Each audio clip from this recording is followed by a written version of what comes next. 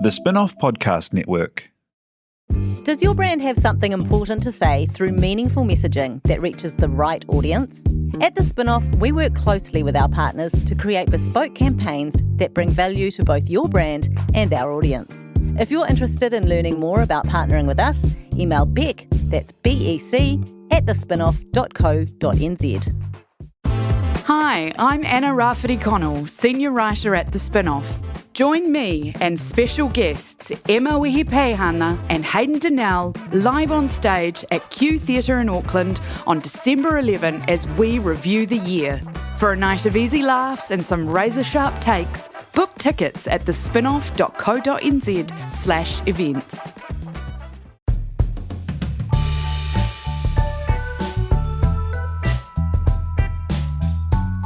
Tēnā koutou katoa. This is Toby Manhire with a special edition of Gone by Lunchtime.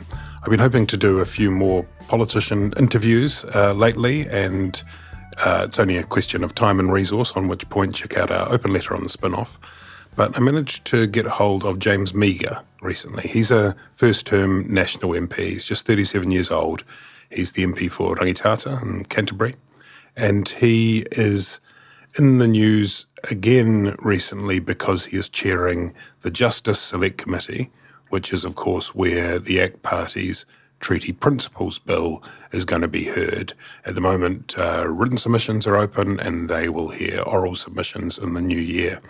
He also got a fair bit of public attention when he delivered quite a powerful maiden speech at the end of last year. And so I started off by talking to him about the Select Committee, the process and what that will involve. And then we move on to talking about that maiden speech, some of his background, which is fascinating, and how he ended up falling on the National Party side of the aisle, his experience in Parliament so far. It's an interesting conversation. Here he is, James Meager. Kia ora, James. Welcome to Gone by Lunchtime. Kia ora, Toby. Thank you for having me. You are sitting right now, I can see you there in the Parliamentary Library. You've sneaked out of your shared office, which I'm surprised to learn. So how many MPs are bundled together in the same shared office at the moment? It's me and 9 others, 3 pods of 3, and then one lucky fella in the corner. And do you get in each other's business much? Do you sort of wander around and have a look over and see what's going on the monitor, that sort of thing? Yeah, it's nice to see all the hard work that Cameron Brewer does, serving his constituents in Massey from his desk. It is quite good to be able to be in and around the other MPs, but to be honest, we're hardly ever in our offices. Like, I've got to fill in for a select committee at 12 o'clock, and so people are often just all around the show. So you see each other like sort of ships passing in the night. It's not as loud as I thought it would be, which is good for the staff because we've got about 6 or 7 EAs in that space as well. It's a bit of a needs must. It's space constraints at the moment. So you'll go back to having your own, individual officers and butlers and everything once there's some more space afforded. I don't know if I've seen any butlers around. Maybe that's up in the ACT Party caucus across the hallway. You have on your plate at the moment quite a daunting task for a first-term MP. As chair of the Justice Select Committee, you are about to welcome into your arms the Treaty Principles Bill, ACT's Treaty Principles Bill. That's a pretty daunting challenge, yeah? Yeah, and it has been delivered. So we have taken receipt of that bill. I've got to preface, I guess, our conversation with the fact that I don't speak on behalf of the committee. So as the chair, often anything I say to do with a piece of legislation we're considering is seen to be speaking on behalf of the committee. So I'll make that clear from the outset. Anything I say is kind of my own views and probably just reflects the views of the caucus. But in saying that, it has landed. It's out for submissions, and it's going to be a significant piece of work, I think not from a technical sense, but just from probably a sheer logistical sense. Tell us a bit about the process. It's with you now, and it's open for written submissions. Do you guys discuss it while that process is going on? You've been in closed session a bit. Do you talk about just the logistics, or do you talk about the meat of it a bit too? We've had a couple of meetings to set up the logistics and the admin and the process to get all that stuff clear, and actually quite uniquely for a select committee, we gave a bit of guidance to submitters around the kind of content we expect to receive in written submissions and what might be sent back for amendment or rejection. And there's been some commentary about that. None of that's new. Parliament's standing orders already set some limits around unparliamentary language and making sure that submissions are relevant. But we thought we'd put that out there from the outset so that it can just help guide people when they make their submissions. And one of those that stuck out the most was where you were encouraging people to avoid calling one another racist, which is an interesting example, because that wouldn't be accepted, I presume, in the House. No. But there will be people who feel quite strongly, on either side potentially, that the other is pushing racist ideas. Why is that not acceptable? It's the personal reflections that will probably cross the line. We're very much aware of being in favour of people having their views and being as free speech allowing as possible. But I think there's a distinction between accusing an individual of being racist and accusing someone's policies or someone's ideology of having racist undertones, or a government policy being racist. I think that stuff will still go through, but it's once you make direct reflections, person X is a racist and that's why they're putting this bill through. That's the kind of stuff that we don't really want to see, because at the end of the day, the submission process is supposed to be about people having their say about what they think about the bill. And sometimes the intentions or the motives of the bill sponsors or the particular government might influence that. But ultimately, select committees, their job when they're considering legislation is to think, we've got a bill in front of us now. What do we think about it? How can we make this the best possible piece of legislation before it goes back to the House? Because ultimately it's the House that makes the decision on whether a bill passes, not the select committee. Do you have a sense yet of the volume of submissions? Is that a tally that you're kept up to speed with? We do get some internal updates from an administrative perspective so that it helps us make decisions as to whether or not we might table and release submissions at a certain point. All that stuff is confidential until I think the submission process closes. But I think the clerks have indicated that they are willing to put more resource on if those submissions and if the volume does increase substantially. So at the moment, we kind of get a little bit of an idea about how many there are so we can make decisions around how do we treat bulk submissions, how do we treat form submissions, what happens if we get a box of paper turning up on the last day, more the administrative stuff. And then next week or Monday the 16th, I think we're going to be possibly getting some initial briefings on the actual bill itself, but those meeting dates are still to be confirmed. And then the oral submissions, which will be people who rock on up to the select committee room and also some, I assume, on Zoom, those will happen in the new year over a period of, is it 4 weeks you've got that slated for?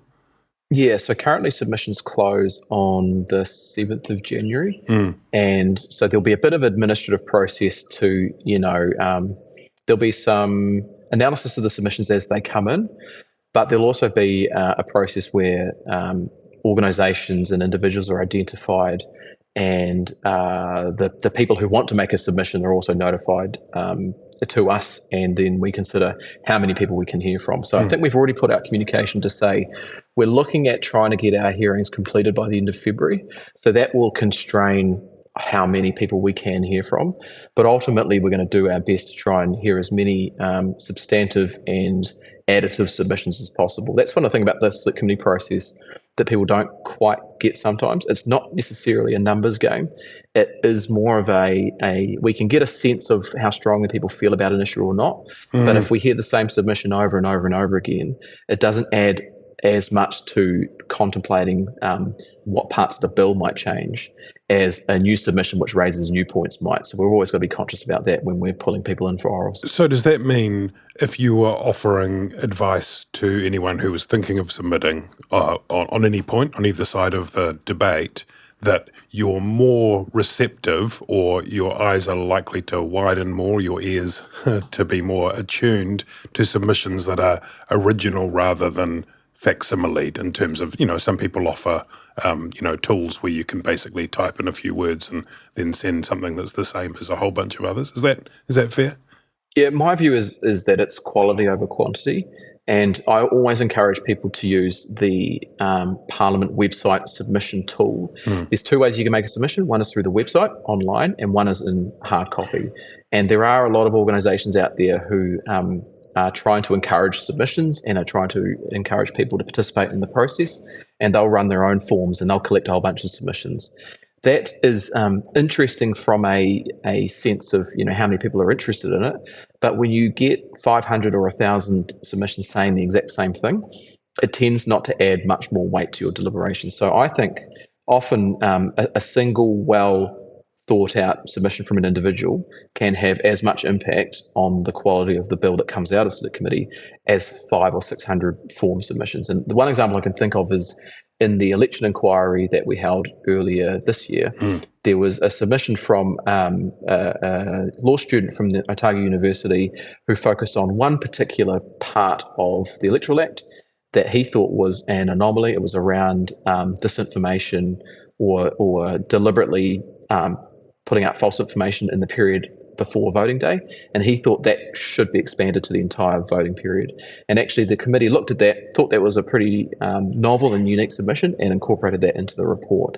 So they are the kinds of things I think that we're looking at once we get past the initial stage of feeling out where the general weight of submissions is. Sure.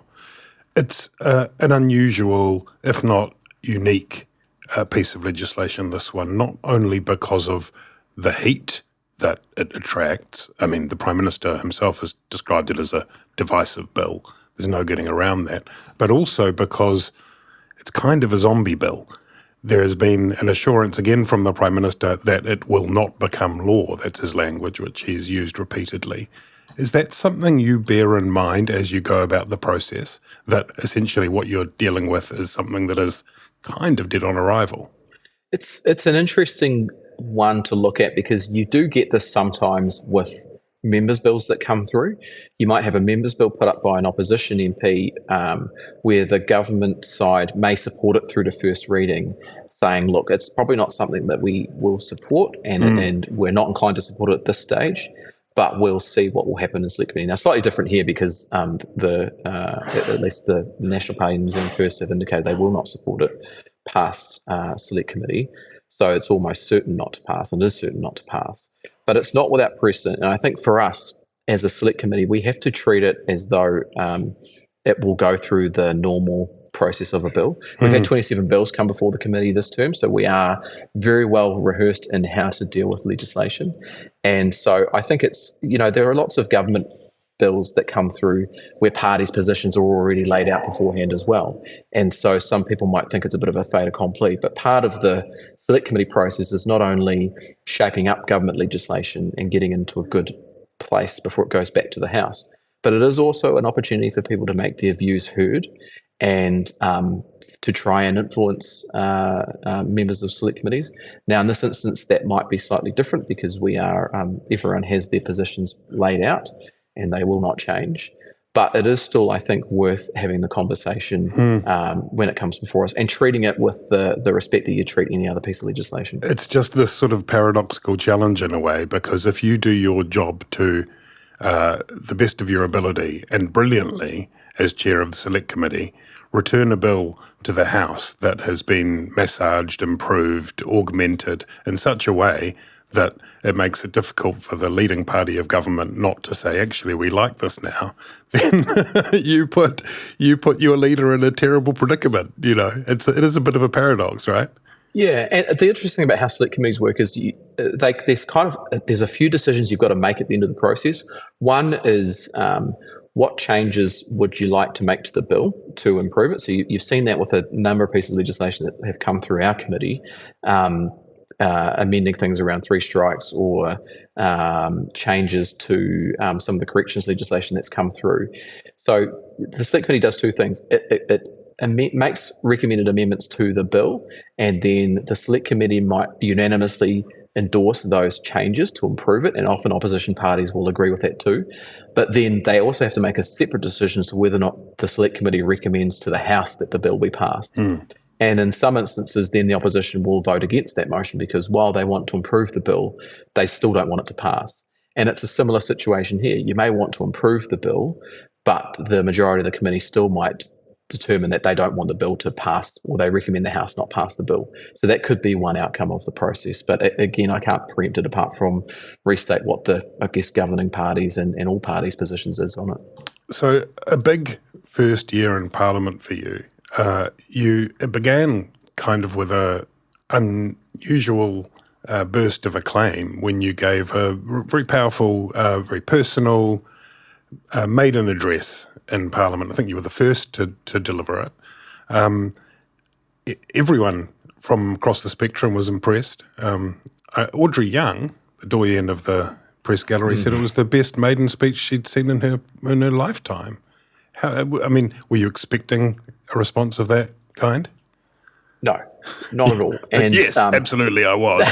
Nothing less would have pleased me. Sorry, carry on. Yes, it was carefully crafted over, I think, about 5 days. So, look, it's always a huge privilege to be able to speak in the House at all. I mean, that's one of the reasons why Parliament works as it does. Is when you're speaking in the chamber, you have absolute privilege. You can say whatever you want without fear of repercussion, with give or take a few limits here and there. And so to be able to speak at all is a privilege. To be able to speak first as your maiden speech is a huge honour. And so I wanted to give it the due respect that I thought it deserved. To be fair, about a week before we were about to have our speeches, I don't think anyone knew who was doing the maidens. And so I got a call from the PM about a week before the speech. And I had assumed that because I hadn't heard at that point that I was going to be later on the air. And he asked me if he asked me if I'd do the honour of doing the maiden speech, and of course I gratefully accepted, and then proceeded to scramble down a lifetime of thoughts into 15 minutes worth of speaking. And it managed to just come out in a way which I think reflected who I am and what I stood for, and hopefully managed to find some commonality with people who may not have thought they would have things in common with someone like me. Because part of my speech was talking about all the stereotypes we make about people and their backgrounds, and saying that, it doesn't really matter who you are, where you come from. It's the ideas that matter to me. And people who come from very similar places can have very different ideas, and that's okay. And so I've had a lot of, really heartening, positive feedback. Had a couple of other mixed reactions too that probably would breach the broadcasting standards of your podcast, so I won't share those. But on the whole, most people have been pretty encouraging. Give us for those people who didn't get a chance to hear it. Give us an overview of your early life, which you talked about in the speech. Yeah, so I actually ran through the speech, in particular the parts that talked about my upbringing and my family with my parents the night before. So my parents have been split since I was very, very little, and I wanted to give them the due respect of telling them what I was going to be saying and giving them the opportunity to say they wouldn't like that shared, because ultimately part of that story was part of their story as well. And for those of you who haven't heard it, it was just sort of retelling the situation that I was brought up in, the fact that I come from a split family.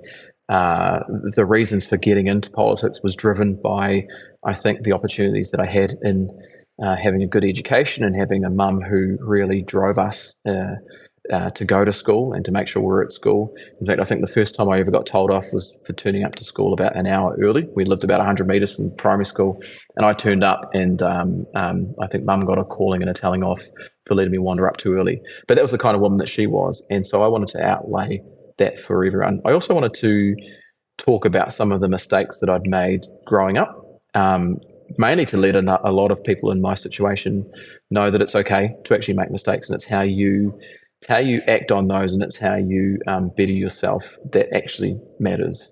And that might not seem in line with some of the stereotypes that get thrown out about centre-right parties, about being really tough on people who make errors and not giving people second chances. But actually, we are a party and a philosophy that believes in rehabilitation and redemption. And it's kind of, I'm not a conservative person, but those are conservative values, and we do have a significant conservative part of our party. So I wanted to try and share that side of my life with the rest of the public as well, and put it out there ahead of anyone else asking questions about where have I come from, what have I done, and why do I deserve to be in this place. It's interesting that you talked to your parents about it beforehand.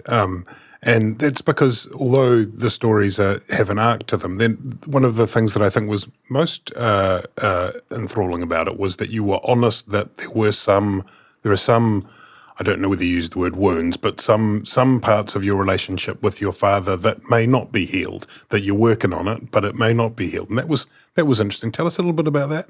Yeah, and that's tough because we've never really worked on that ourselves. Our dad's actually living with me at the moment, so part of our story has almost come full circle, and it's given us a chance to maybe reconnect and build more of a father-son relationship.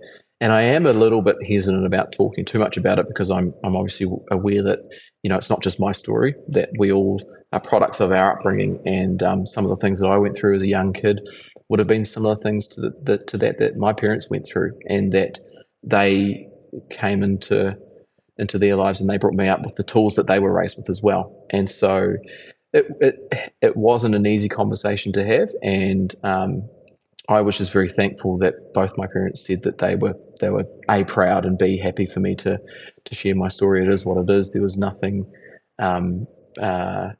I guess misleading or exaggerated about it, and if it was helpful for me to set out where I come from, then they were supportive of that. It's certainly unique to probably start that therapy in the public eye like this, and I'm very hesitant about probably going too much further into it. I think I have set a reasonably clear expectation of what I'm willing to share and what I'm not willing to share. And I've put a lot out there. I had an interview with Hamish McNeely down in Dunedin before the election where I outlined a lot about some of the mistakes I'd made during my time at university too.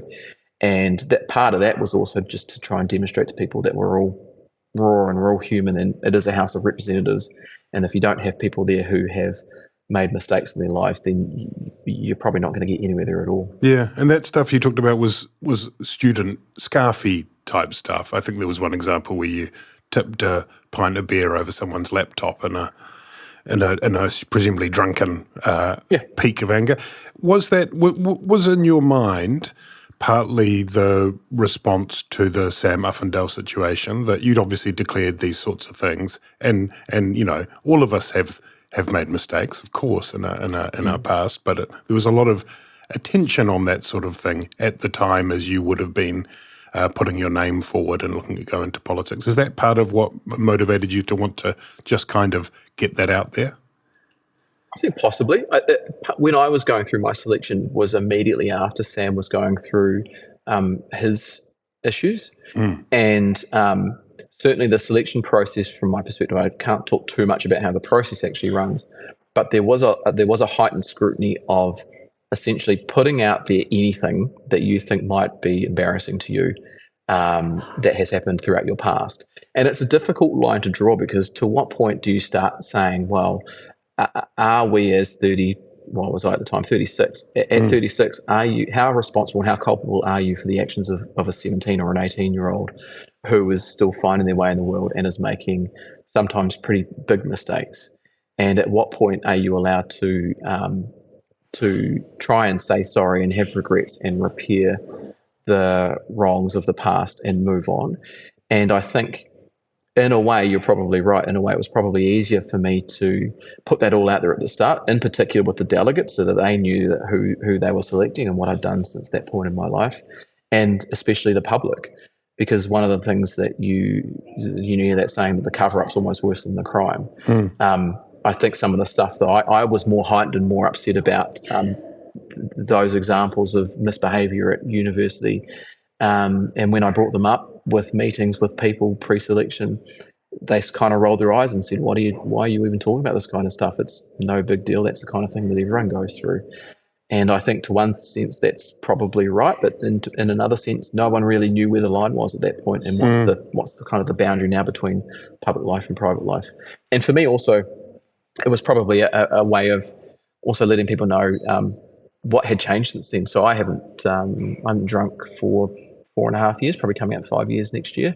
And that was a professional decision that I made. It was having too much of an impact on, I guess, my ability to progress professionally. And I was a lawyer at the time. And even in 2023, was it 2020, 2021?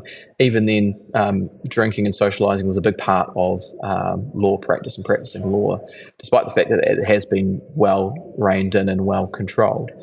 And it was just coming to the point where I had come to a realisation that I wasn't fully in control of my ability to handle alcohol. I think I'd never been taught how to drink responsibly. And so for me, I made the decision to stop completely, and it hasn't changed my social life or it hasn't changed my ability to network or to socialise at all.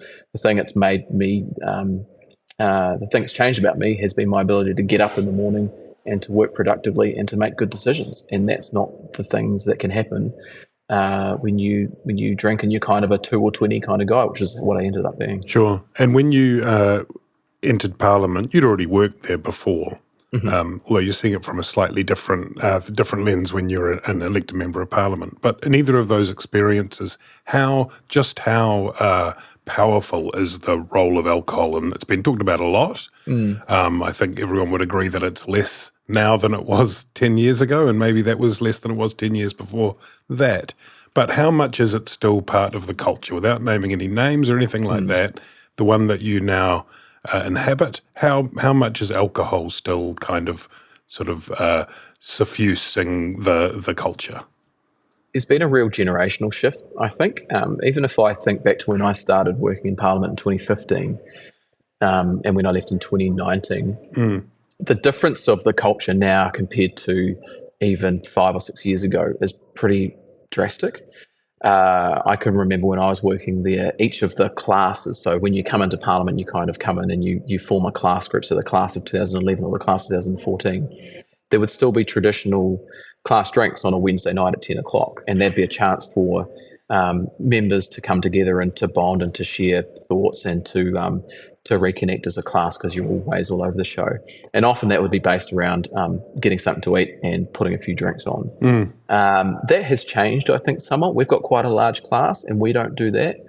If you think about the people in, not only in our class but in our caucus, who don't drink at all, it's a lot of the younger ones. So I won't name names, but many of the younger members of our class don't drink at all. We still socialise, but we don't drink, and it's more of the maybe the ones for whom alcohol was a big part of business and networking and socialising who still do have a drink in the evening. But it's certainly, it would be very rare to see anyone drink to the point of actual intoxication these days.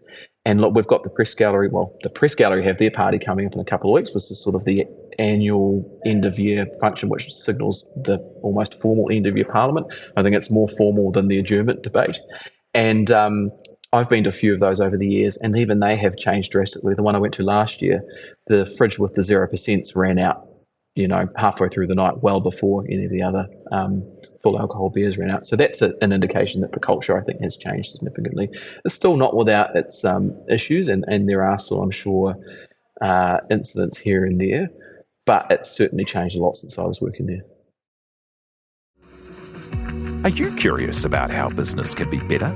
I'm Simon Pound, and I host Business is Boring, a podcast where I cordial with some of the most interesting people in entrepreneurship, commerce, and making things happen. Tune in to Business is Boring every Tuesday, brought to you by the Spin-off Podcast Network in partnership with Spark Business Lab.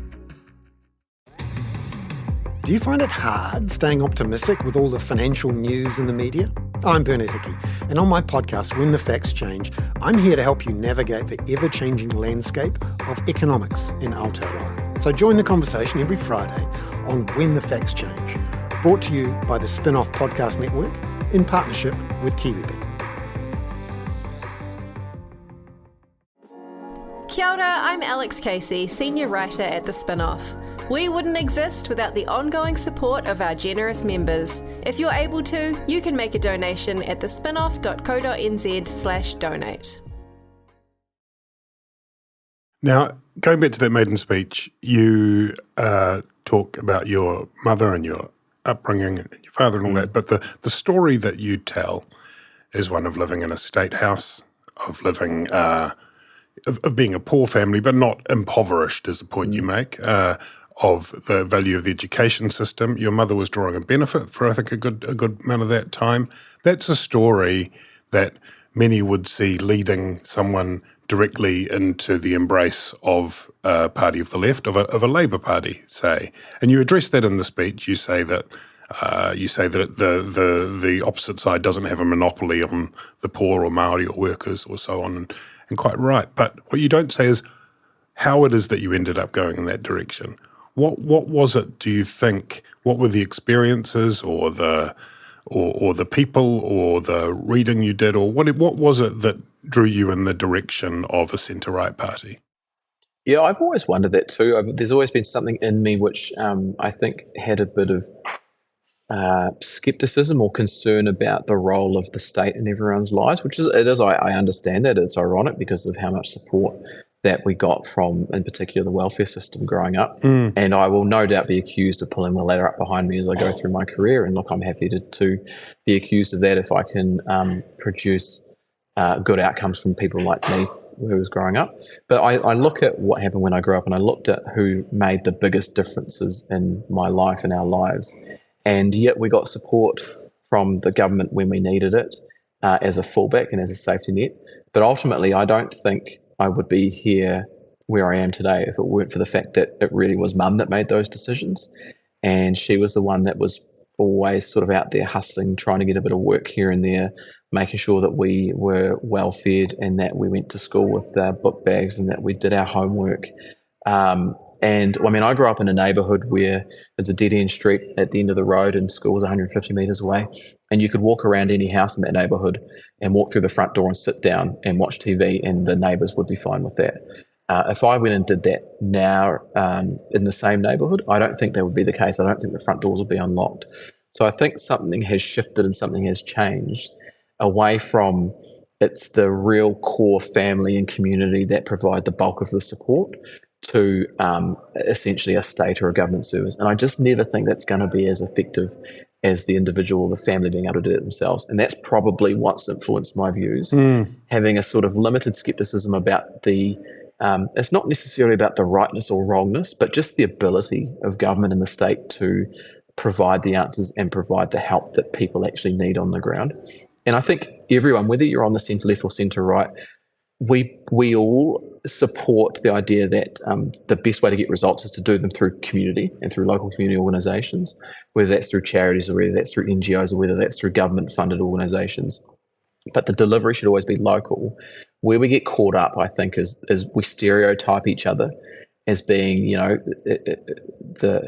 the so-called, and I hate using left and right, and I deliberately tried not to use those terms in my speech, but we'll stereotype each other as either wanting complete state control or complete laissez-faire, every man for themselves. It's not like that. Those two major parties have much more in common than they do in difference, and that's probably a big criticism that gets thrown at us from time to time. We're Labour light or we're National light. But I think that's just the reality of when you're a large, broad-based party, you are trying to govern for most people, which means you have a mix of state intervention and you have a mix of individual responsibility, and you try and put that mix together as well as you can. And I don't think anyone has all the answers, because if we did, we'd all be living in utopia, and we're not. Pepsi and cola, Winston used to like to say a lot. Yeah. Not right at the minute. But one of the when you describe that kind of idyll of growing up when you could rock around to someone's house and just sit down on the sofa, I mean, someone on the left would say to you, "Well, this is what we have lost because we have embraced individualism, consumerism, neoliberalism, tum. Is there a case that some of those values were endemic to a more social state? Possibly, yeah, it could be. It could be. There are a range of factors. I think about this all the time because I talk and speak at a lot of social clubs. So I talk at a lot of Rotaries and Lions and Zontas, and there's this thing where people's lives are so busy that they no longer have time to join those kind of community organisations, and so they are all ageing out, and they're finding it a real struggle to figure out, well, where are they going to be in 20 or 30 years' time? And I think once you lose some of those social institutions, the only really fallback option is the mechanism of the state and a strong state in order to provide what may have been filled in by the past by a church group or by a Lions group or like a JCs, which for those listeners out there is kind of like the precursor to Rotary, which used to be big in rural areas because it'd be the place where young rural men and women would go to meet and they go to balls. So I think, it could be neoliberalism, it could be consumerism, it could just be one of the consequences of progress and better material wealth, because we've got, never before have we had more access to information in terms of going online and having everything at our fingertips. I say I grew up poor but not in poverty, and part of that is because while we didn't have a car until I think I was about 8, I'm pretty sure growing up we had a TV in the lounge, a TV in the bedroom, and I had a Sega Mega Drive and then a PlayStation. So those are the kind of things that 50, 60 years ago you would never dream of, but they are now standard and commonplace. And I guess being increasingly connected online maybe has created a sense that if you are interested in classic cars, you don't need to join a local classic car or vintage car club, because you can share photos and you can share videos with people all across the world, and you can have that global connection, and you no longer have to have a face-to-face interaction. And that, I think, will cause some issues, because we are social creatures, and I think we thrive on having connections with each other. And those car clubs, those church groups, those even union organisations, they form part of the social fabric of a community that once they're gone, they're very difficult to replace. And so that filters through down into your neighbourhood. If you're not part of a neighbourhood community group, if you're not regularly talking with your neighbours, if you spend most of your time connecting with people in other parts of the world, then you're less inclined to speak with each other. And then when things go wrong, who's there to help each other? Now, fortunately, I think it's not terminal. And I think COVID demonstrated that when push comes to shove and we're all stuck with each other, we can get along and we can get out and we can work together as a neighbourhood. But I wonder whether increasingly we are becoming isolated, not from an individual perspective, but just from a loss of community cohesiveness perspective. I don't think that's a left-right issue. I think that's a structural issue that governments and communities will have to grapple with. Favourite PlayStation game? Growing up? Or now? Do you still play? I have a PS5. It's currently sitting in my nephew's That's the new lounge. one, isn't it? That's the new. It was the latest version. Yeah, that was when I had slightly more time on my hands. I don't think I've even looked at it for about 18 months. Look, favourite game growing up would have been Crash Team Racing, if anyone's played that. Okay, but we're very much into the Grand Theft Auto kind of things too. What about, James, your Māoriness, whakapapa Māori? How much of that has your dad wasn't there for much of your childhood? How much does your Māoriness inform your politics, your philosophy? Probably very little, because I struggle with that concept. I struggle with the idea that you can define it as being a certain thing or having a certain essence. We get submissions all the time in Justice where people will say, well, this is the Māori worldview on X, or this is what it means to be Māori. And the reason I struggle with that is because if all of a sudden you don't fit that criteria, or you feel like that label doesn't apply to you, does that then mean you're no longer Māori, or you no longer have that identity? And that's problematic, because what is undeniable is whakapapa and ancestry. But what I think people talk about is a cultural sense, or a almost like a cultural stereotype of what it is to be Māori, or to be part of the Māori world. And I struggle with the idea that there is such a thing. And I don't mean that to be controversial, but I mean that to say is once you say there is such a sense of Māoriness, and an individual doesn't have that, wasn't brought up with that, or doesn't feel like that's part of their value set, do they then not count anymore? And I find that very, very problematic, to say that you count as a Māori if you believe this, but you don't count if you believe other things. I think that leads to very, very problematic outcomes. But you don't need to make that claim, which I agree is absurd, to explore how those experiences change for different people, don't they? Like, for example, when you saw the hikoi, I don't know if you had a look out the window, went out to the forecourt, was there any part of you that responded to that in a way that I might not have, do you think, given that you're Māori? Or what was your response, perhaps?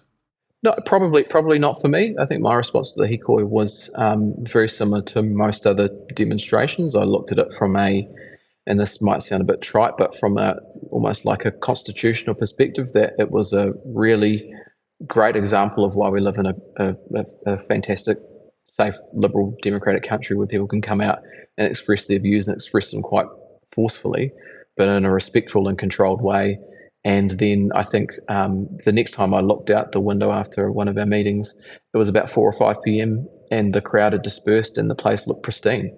And I thought that was quite an admirable reflection on the state of our country and underlying everything, the kind of country I want to live in. But there was nothing in that particular protest that sparked anything in me. And maybe that's just because I looked at it from this is a values-driven protest. People are out there wanting to represent their views on different issues, whether that's the treaty or whether that's different policies the government has. And I don't necessarily share their views on that. So, no, it possibly will have sparked different things in different people. And that's quite interesting because that, in a way, that brings it back to this idea of individualism or collectivism, in that a whole range of different people can look at that protest. There can be people who have no whakapapa at all, but who identify very strongly with the ideas and the ethics and the values of that protest, and who may well have been moved much more by it than someone who was brought up immersed in, let's say, the concept of te ao Māori, but have a different view on their ideals or their conservatism or their philosophies or what the treaty means. You mentioned the class of 23, I guess it is, that's yours. Do you have any particular, Katie Nimmin spoke shortly after you. I mean, is she a particular buddy? What about across the aisle? I mean, I always was struck when Kiri Allen and Eric Stanford and Chloe Swarbrick years ago did a diary series for us, and how their relationship endured across several years. They're not all there anymore. But have you got any buddies across the aisle? Yeah, I think so. I think I'm co-captain of the parliamentary cricket team, and that really does help to form relationships across Parliament. I can think off the top of my head. I mean, I've worked here and I've played cricket here for quite a while, so I've got fairly good relationships with the likes of Kieran McInulty. We've played a lot of cricket together.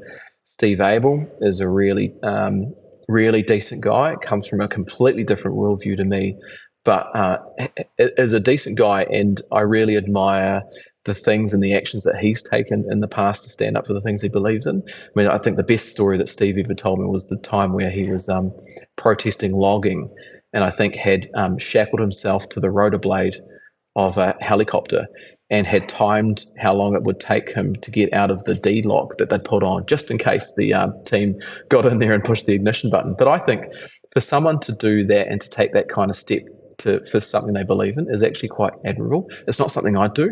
Maybe I'm not brave enough, but it's certainly not the steps I would take.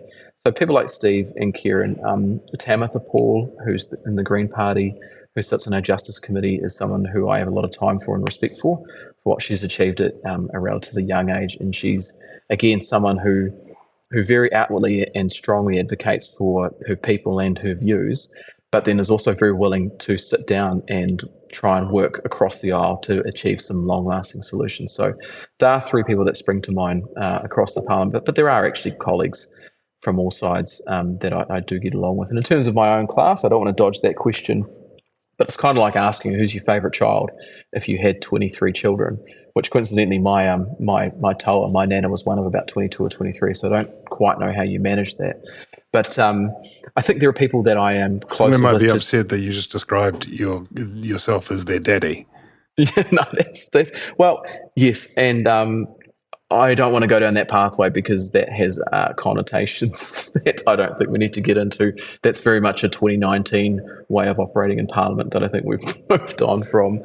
But there are always going to be members of my class here that I have probably spent more time with. In my little pod in the library, I sit beside Katie Nimmin and Carl Bates, and then there are others that are of a similar age that I spend a bit more time with as well. But actually, there are also people from complete other end of the country. Grant McCallum, I've got a lot of time for up in Northland. I spend a lot of time talking to him, and then my neighbour Miles Anderson. So yeah, I think naturally as time goes on, we'll form different relationships with different members of the class, but they're all a fantastic group of guys and girls, and I've got a lot of respect and a lot of time for all of them. And what about you? You're a young MP. You're representing the largely rural electorate, Rangitata. You've got an experience as a lawyer in constitutional law. You've landed on your feet as the chair of the Justice Committee. And without asking you difficult questions about whose jobs you want to steal, what sort of territory would you like to work in if you find your way climbing up the ladder? What are the sort of portfolio areas that are exciting to you? I've always said that I think there are a couple of kinds of people that come into this job. If you can come in here as an advocate and someone who wants to serve their constituency. And it's quite funny because in the UK, people can make entire careers out of being very effective backbench MPs and being quite effective constituency MPs. I think that's less so here because we've got a small parliament and quite a large executive. And I think in New Zealand, the way that you can make a real change and real difference and shift the country in the direction that you think it should head in is obviously by having a ministerial portfolio. So I think most people that come into this place have that as a goal. A lot of us never get there and a lot of us never will get there. And I certainly don't take anything for granted that as quickly as you can be in, you can be out, and I could be doing something different in 6 or 9 years' time. But I've always been interested in, I think, the justice space. I've got that legal background. I hated jurisprudence at university, and then the day I left, found myself reading case law and reading legal philosophy for fun, which sounds quite sadistic, but I've got an interest in that area. I'm interested in electoral law, the systems and mechanisms of government, the separation of powers. So things in that space would always be quite, I think, personally interesting. I think the place where you can make the biggest difference would be in I think, portfolios like education, and that's a massive portfolio. It's a tough portfolio. I don't know how Erica Stanford does it. I think she's doing an exceptional job juggling that and immigration and the response to the Royal Abuse Inquiry. So I think if you wanted to really change people's lives and shift the direction of the country, education is where you could do it. Okay, last thing, James. Select committee coming up, you're all talking about it. Do you think there is room in that hearing process for a group of people to say for haka, for waiata, for that? We've seen some of that in the House, which breached standing orders, and the Speaker hadn't been alerted to that, and so fine, that process plays out. Is that something that you have discussed as a committee yet, whether people who wish to express themselves in ways that may not necessarily be conventional, that there is a room for that? We haven't discussed it beyond the simple fact that when you are submitting to a committee, you have a pretty broad brush about what you can say and how you can express yourself. So the only real discussions we have had that I can, I guess, talk about would be that individuals will, they'll ask for a submission and they might be invited to give an oral submission, and they'll have time to do that. And they then get to use that time as they see fit. And so unlike in the debating chamber, there are fewer restrictions on things like waiata and haka and how you want to present your oral submission. So I wouldn't think we'd put any restrictions on that. I guess the thing they've got to toss up is when you're making an oral submission is how do you make that submission in a way which is going to best advocate your position? And it might be that individuals think that supporting a submission with waiata and haka is the way to do that, and others might not think that, and ultimately it's up to them. Similarly, we've had discussions around presenting submissions in Te Reo Māori and other languages and making sure we've got interpretation services on hand to do that.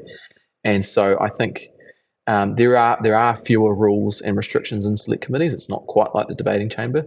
And if people want to express themselves like that, I think they should feel entitled to. But in my view, because I've still got to run a process and I've still got to make sure that people who come, and if they get 10 minutes, that everyone gets 10 minutes. And so if that's how they want to use the time, I think that's entirely up to them.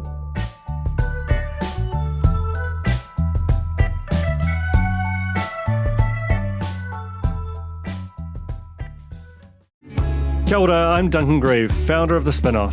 You can help us keep all of The Spinoff's award-winning journalism free for everybody by becoming a member today at thespinoff.co.nz/donate.